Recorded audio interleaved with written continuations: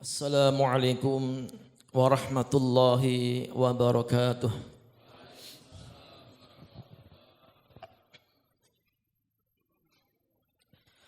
Bismillah, alhamdulillah,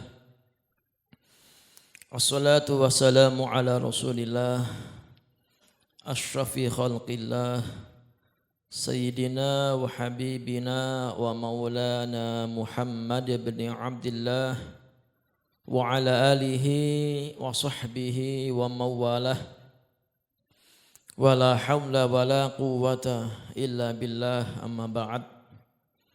Yang kami muliakan para alim ulama, para haji, para tokoh agama, aparat pemerintahan beserta jajaran seluruh kesepuhan, para hadirin jemaah sekalian rahimakumullah. Alhamdulillah, segala puji bagi Allah. Kita bersyukur kepada Allah Subhanahu wa taala atas nikmat Allah jadikan kita sebagai umat Nabi Muhammad sallallahu alaihi wasallam. Kita tidak pernah minta kepada Allah untuk dijadikan sebagai umat Nabi Muhammad sallallahu alaihi wasallam.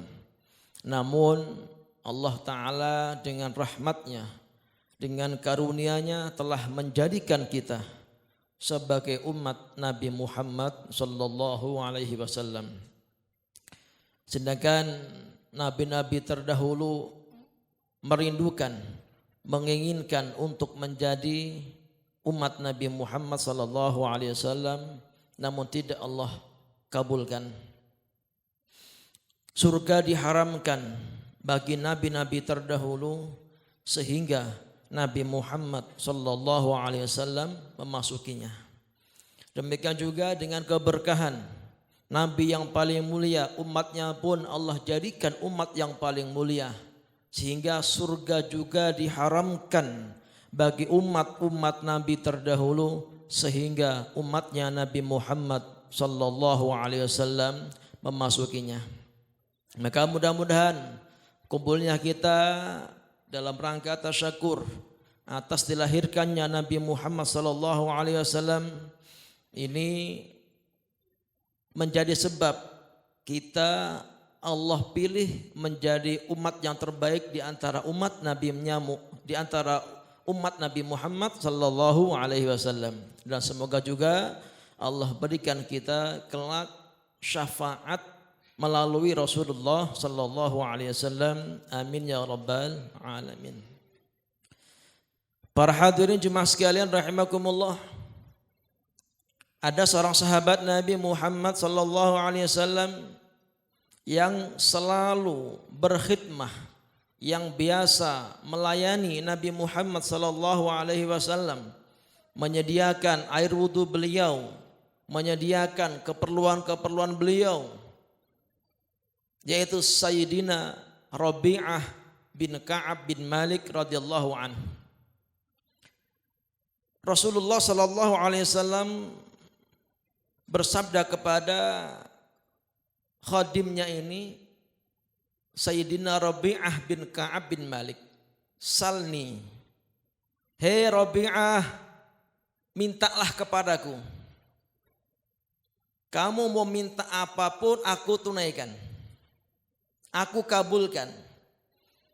Para ulama menjelaskan di antara keistimewaan, kekhususan Nabi Muhammad sallallahu alaihi wasallam adalah Allah taala berikan beliau kesempatan, Allah berikan beliau anugerah untuk apa? Untuk memberikan apapun yang beliau mau kepada siapa yang beliau kehendaki. Beliau bisa memberikan orang yang beliau kehendaki apa yang beliau kehendaki. Jelas semuanya atas izin Allah Subhanahu wa taala. Hei Rabi'ah, salni, mintalah kepadaku. Silakan minta apa aja, silakan. Aku kabulkan, aku tunaikan permintaanmu. Para hadirin jemaah sekalian rahimakumullah, kira-kira kita ini berada di posisi Rabi'ah bin Ka'ab bin Malik. Oleh Nabi Muhammad sallallahu alaihi wasallam diberi satu permintaan, pasti dikabul, pasti diijabah. kira-kira minta apa? Apa kira-kira? Minta apa kita ini? Satu permintaan pasti dijabah, pasti dikabul. Mungkin kita ini mintanya, minta rumah yang mewah, minta duit yang banyak, yang sakit minta kesembuhan, bila perlu minta muda terus gak pernah tua, sehat terus gak pernah sakit, kaya terus gak pernah miskin. Tapi sahabat Rabi'ah bin Malik ini, Rabi'ah bin Ka'ab bin Malik adalah sahabat yang telah berada di bawah tarbiyah pendidikan Nabi Muhammad SAW. Orang yang dekat dengan orang yang paling mulia. Maka permintaannya pun adalah permintaan yang sangat mulia. Yang dipikirkan adalah perkara yang sangat mulia, yang sangat tinggi. Tidak seperti kita yang mana hati kita masih kotor, penuh dengan kecintaan dunia. Saya sama, kita masih ada bahkan banyak kecintaan terhadap dunia. Ingin ini itu. Sahabat Rabi'ah bin Ka'ab bin Malik paham bahwasanya dunia itu sementara. Wa mal hayatud dunya illa mata'ul gurur, dan tidaklah kehidupan dunia kecuali kesenangan yang menipu. Fata morgana, itulah dunia. Kita lihat gunung dari kejauhan, sepertinya indah, masya Allah, enak. Jalan-jalan, piknik, tamasya, lihat gunung yang indah. Dari jauh nampak begitu indah. Tapi pas kita masuk ke dalam gunung tadi, ke dalam hutan belantara, apa yang kita dapatkan? Ternyata di situ banyak perkara-perkara yang mengerikan. Ada ular, ada harimau, binatang buas, serangga, dan lain sebagainya. Demikianlah dunia. Kelihatannya menyenangkan, ternyata setelah dapat dunia tidak mendapatkan kebahagiaan. Hanya semu, kelihatannya bahagia, kelihatannya senang, sejatinya dia sendiri tidak pernah merasa bahagia. Tidak pernah tenang. Banyak orang yang kelihatannya mewah dalam kehidupan dunia, kelihatannya seperti senang, bahagia, tapi mereka sendiri tidak pernah merasakan kebahagiaan. Kenapa? Karena memang dunia itu bukan tempatnya bahagia. Seorang akan mendapatkan kebahagiaan manakala hatinya kenal Allah Subhanahu wa ta'ala. Ala bidzikrillahi tatmainnul qulub. Ketahuilah hanya dengan mengingat Allah, hati pasti menjadi tenang. Dengan zikir, ingat kepada Allah. Dengan benar-benar ingat kepada Allah, pasti akan tenang. Ustaz, saya biasa zikir. Banyak zikir, ratusan kali, ribuan kali.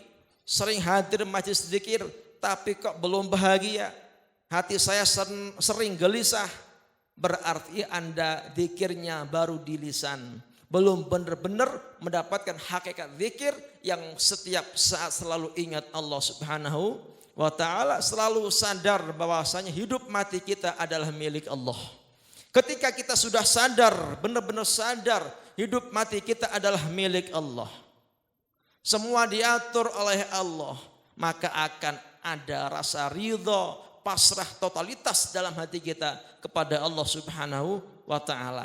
Di saat itulah pasti dan pasti kita merasakan kebahagiaan yang luar biasa, meskipun secara lahiriah jauh dari kata bahagia. Nampaknya susah ekonominya, nampaknya fisiknya sakit sekian lama, tapi hatinya luar biasa bahagia. Kenapa? Karena dia kenal Allah Subhanahu wa ta'ala. Punya masalah sebesar apapun, karena hati kita kenal Allah yang menciptakan masalah, maka pasti bahagia.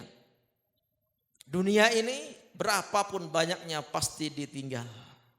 Kalau cuma ditinggal itu untung, ternyata bukan cuma ditinggal, namun dunia akan dihisab oleh Allah Subhanahu wa ta'ala. Akan Allah tanya, min aina iktasabah wa fima anfaqah, dari mana diperoleh dan dikemanakan. Sahabat Rabi'ah bin Ka'ab bin Malik paham perkara ini, enggak minta dunia. Kenapa? Dunia itu ada batasnya. Kalaupun bahagia sementara, enggak lama.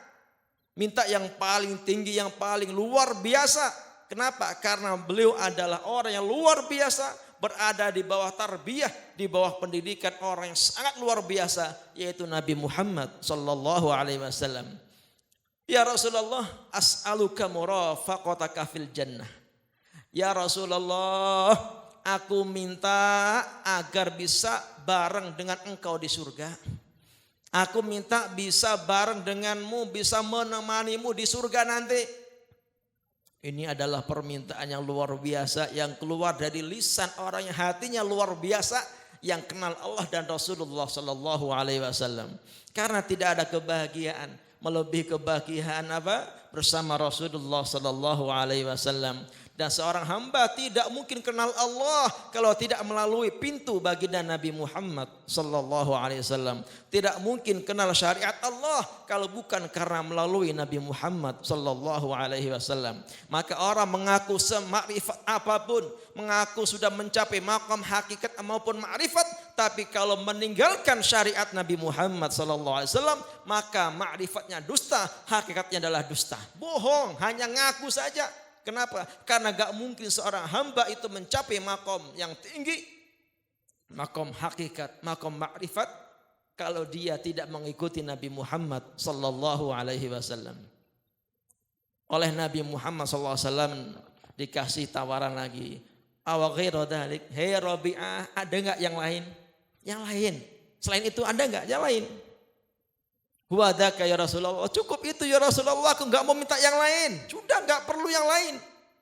Enggak minta rumah, enggak minta duit, enggak minta ini itu, enggak, cukup ya Rasulullah. Aku minta bisa menemani engkau nanti di surganya Allah Subhanahu wa taala. Maksudnya apa? Memang enggak mungkin ada orang yang bisa bareng Nabi yang satu derajat dengan Nabi di surga, itu enggak mungkin. Karena derajat yang paling tinggi di surga itu khusus untuk Nabi Muhammad sallallahu alaihi wasallam. Para nabi pun gak bakal bisa mencapai derajat tersebut. Karena derajat tersebut, derajat yang paling tinggi di surga, Allah khususkan, Allah sediakan hanya untuk Nabi Muhammad sallallahu alaihi wasallam. Derajat tersebut disebut dengan apa? Al-wasilah. Wasilah itu martabat yang paling tinggi di surga, al-wasilah. Setelah azan kita biasa doa, Allahumma rabba hadhihi da'wati tammah wassalatil qa'imah ati sayyidana Muhammadanil wasilata wal fadil. Al-wasilah, derajat dan martabat yang paling tinggi yang Allah khususkan hanya untuk Nabi Muhammad sallallahu alaihi wasallam. Baginda Rasulullah sallallahu alaihi wasallam bersabda kepada Rabi'ah, a'inni ala nafsika bikathratis sujud. Oke, kalau kamu minta nanti bisa menemaniku, dekat denganku di surga, maka bantu aku untuk mengalahkan nafsumu terhadap dirimu dengan apa? Dengan banyak sujud, alias perbanyak sholat.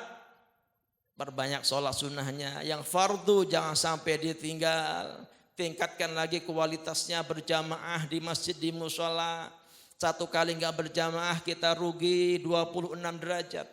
Kalau sholat sendirian khusyuk sempurna dapat 1 derajat. Itu kalau sempurna. Tapi kalau berjamaah meskipun enggak khusyuk, nanti ada di antara yang lain khusyuk, maka disempurnakan dengan adanya jamaah. Gak ada yang khusyuk sama sekali. Allah lihat apa softnya rapat lurus, Allah pandang sehingga Allah terima salat berjamaah. Allah berikan ganjaran 27 derajat. Satu kali enggak berjamaah kita rugi 26 derajat. Dalam urusan dunia saja kita rela capek-capek, panas keringat, panas terik, peras keringat kita untuk apa? Mendapatkan keuntungan duniawi. Kita enggak mau rugi, kita pengen untung terus. Maka seharusnya untuk perkara akhirat pun kita berusaha jangan sampai rugi. Mari kita istiqomahkan, jaga sholatnya, baca Qur'annya, zikirnya, akhlaknya diperbaiki. Karena sehebat apapun ibadah seorang hamba, kalau akhlaknya rusak, akhlak dengan keluarganya enggak baik, akhlak dengan tetangga enggak baik, enggak ada perhatian kepada orang lain, ucapannya menyakiti orang lain, hatinya kotor, sombong, bangga diri, dengki, iri hati, maka habis amal ibadahnya, enggak ada nilainya di hadapan Allah Subhanahu wa taala. Jadilah kita para suami menjadi suami yang terbaik untuk istri kita. Yang wanita menjadi istri yang terbaik untuk suaminya. Orang tua menjadi orang tua terbaik untuk anak-anaknya. Seorang anak menjadi anak yang terbaik untuk orang tuanya. Dan juga tetangga, masyarakat, dengan atasan bawahan, semuanya kita belajar dan berusaha bagaimana kita memiliki akhlak yang mulia seperti akhlaknya Nabi Muhammad sallallahu alaihi wasallam. Ada orang ibadahnya pas-pasan, ibadahnya sederhana, enggak terlalu wah, tapi masya Allah akhlaknya baik, tidak pernah nyakitin orang, hatinya bersih, maka amalnya meskipun kelihatannya sedikit, itu sangat berkualitas di hadapan Allah Subhanahu wa taala. Allah angkat derajatnya setinggi-tingginya. Para hadirin jemaah sekalian rahimakumullah, kemudian di antara tanda kita cinta kepada Nabi Muhammad sallallahu alaihi wasallam adalah mencintai warisan Rasulullah sallallahu alaihi wasallam. Baginda Rasulullah sallallahu alaihi wasallam itu tidak mewariskan harta benda, dinar maupun dirham, tidak. Beliau dan juga para nabi yang lain hanya mewariskan ilmu. Maka faman akhadahu akhadha bihadzin wafir. Barang siapa yang mengambil ilmu, maka dia telah mengambil bagian yang sangat sempurna, yang sangat banyak. Maka mari kita istiqomahkan, kita paksa diri kita untuk hadir di majelis ta'lim, majelis ilmu. Dan juga anak-anak kita perhatikan bagaimana anak kita ngaji yang benar di madrasah, itu diperhatikan. Anak ngaji di madrasah itu gak cukup dilepas, udah ada yang ngatur, para pengajar, enggak. Sebenarnya yang wajib mengajari anak kita, ya kita. Siap bikin anak, siap tanggung jawab ngurus anak. Siap mendidik anak. Itu kewajiban kita. Tapi adanya madrasah, adanya para pengajar, itu mereka adalah membantu tugas kita, meringankan tugas kita, maka jangan dilepas. Tetap kita pantau bagaimana pergaulannya, bagaimana sholatnya, bagaimana ngajinya, dicek udah bener atau belum ngajinya, diperhatikan. Kemudian kita dukung program-program di madrasah, kita dukung. Termasuk di TPA sini, Masya Allah, TPA Nurul Hikmah, itu kita dukung. Ada program-program selama itu baik, kita dukung. Dan saya dengar ada agenda akan menaikkan bangunan atas. Maka kita doakan semoga Allah berikan kelancaran, kemudahan, keberkahan, dan semoga kita pun Allah pilih menjadi orang-orang yang ambil andil di dalam terwujudnya bangunan madrasah ini, sehingga siapapun yang ambil andil di dalam terwujudnya tempat belajar ilmu agama, maka ia mendapatkan pahala yang besar dari Allah Subhanahu wa ta'ala. Meskipun kita telah meninggal dunia, selama madrasah itu dipakai buat belajar, maka pahalanya mengalir kepada kita. Kita di alam kubur, Masya Allah, dapat transferan pahala. Pahala anak-anak ngaji, belajar Quran, belajar ilmu agama. Bayangkan saja, pahala belajar satu ayat Al-Quran lebih baik daripada sholat sunnah 100 rakaat. Itu satu ayat. Bagaimana kalau 10 ayat? Belajar satu bab ilmu agama, itu Allah berikan pahala lebih baik daripada sholat sunnah 1000 rakaat. Itu satu bab ilmu. Satu orang. Bagaimana kalau yang ngaji 10 orang, 20 orang, 100 orang. Masya Allah, pahalanya luar biasa. Maka mari kita selipkan dalam doa-doa kita. Ya Allah, mudahkan urusan pesantren, madrasah ini. Doa kepada Allah. Kirim Al-Fatihah, kirim bacaan Yasin. Ada duit, ada rezeki, berapapun kita infakkan. Ada teman, ada kenalan, sampaikan. Siapa tahu di antara yang kita sampaikan informasi ini, mereka berinfak, maka kita pun dapat aliran pahala tanpa mengurangi pahala mereka semuanya. Terakhir, semoga Allah Ta'ala jadikan kita semua menjadi ahli ilmu. Allah jadikan diri kita, keluarga kita, keturunan kita menjadi ahli ilmu dan ahli mengamalkan ilmu dan menjadi orang-orang yang dicintai oleh Allah dan Rasulnya, dan semoga semuanya Allah kumpulkan kelak kita dengan Nabi Muhammad SAW dalam surganya tanpa hisab. Amin ya rabbal alamin. Demikian yang dapat kami sampaikan. Akhirul kalam wallahul musta'an wa halil tiklan. Assalamualaikum warahmatullahi wabarakatuh.